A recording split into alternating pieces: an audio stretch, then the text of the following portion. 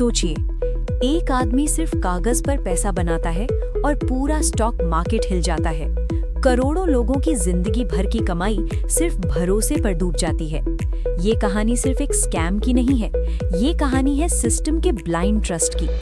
आज हम बात करेंगे इंडिया के सबसे बड़े फाइनेंशियल स्कैम्स की और ये भी समझेंगे लॉ ने इन स्कैम से क्या सीखा। Scam 1, Harshad Mehta scam. 1992। एक नाम जो हर न्यूज़पेपर की हेडलाइन बन गया, Harshad Mehta.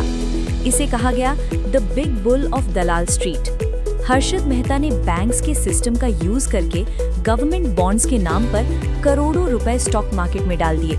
Result, share prices fake तरीके से ऊपर गए। लोगों को लगा मार्केट तो सिर्फ ऊपर ही जाता है, पर जब सच बाहर आया मार्केट क्रैश हो गया। हजारों इन्वेस्टर्स रोड पर आ गए। लॉ एंगल, इस स्कैम के बाद सेबी को ज्यादा पावर दी गई, बैंकिंग रूल्स टाइट हुए और स्टॉक मार्केट पर मॉनिटरिंग बढ़ी। स्कैम 2, सहारा इंडिया केस। सहारा एक ऐसा नाम जिसमें गांव का आदमी भी भरोसा करता था।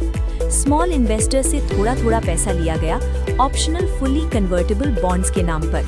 प्रॉब्लम ये थी, ये बॉन्ड्स लीगली रजिस्टर्ड ही नहीं थे। करोड़ों लोगों का पैसा सिस्टम के बाहर चला गया। जब केस कोर्ट में गया तो सुप्रीम कोर्ट ने ऑर्डर दिया पैसा वापस करने का, पर आज भी कई लोग अपनी कमाई का इंतजार कर रहे हैं। लॉ एंगल, इस केस ने इन्वेस्टर प्रोटेक्शन लॉज को स्ट्रॉन्ग बनाया और कलेक्टिव इन्वेस्टमेंट स्कीम्स पर कंट्रोल बढ़ाया। Scam 3, yes bank collapse. 2020। लोग सुबह उठे और देखा येस बैंक से पैसा निकलना बंद। बैंक फेल नहीं हुआ था, पर सिस्टम वीक हो चुका था। Bad loans, poor risk management और रॉन्ग डिसीजंस। गवर्नमेंट और आरबीआई को इंटरवीन करना पड़ा। लोगों को समझ आया बैंक भी फेल हो सकता है। लॉ एंगल, इसके बाद बैंकिंग सुपरविजन और स्ट्रिक्ट हुई और डिपॉजिटर्स के रूल्स क्लियर किए गए। Common pattern in all scams, her scam में एक चीज कॉमन थी, ब्लाइंड ट्रस्ट, गारंटीड रिटर्न्स का लालच और फाइनेंशियल नॉलेज की कमी। लोग सवाल नहीं पूछते जब तक पैसा आ रहा होता है, और जब पैसा रुकता है तब सब कुछ खत्म हो चुका होता है। लॉ ने क्या सीखा?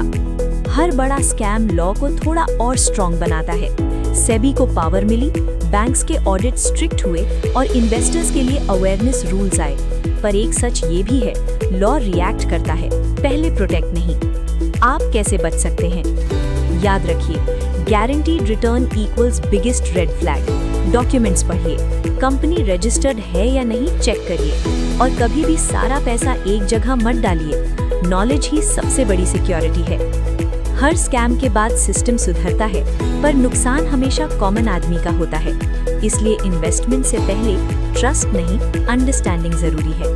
अगर आपको ये वीडियो इन्फॉर्मेटिव लगा हो तो गोकू ज्ञान को फॉलो करिए, क्योंकि यहाँ नॉलेज ही असली पावर है।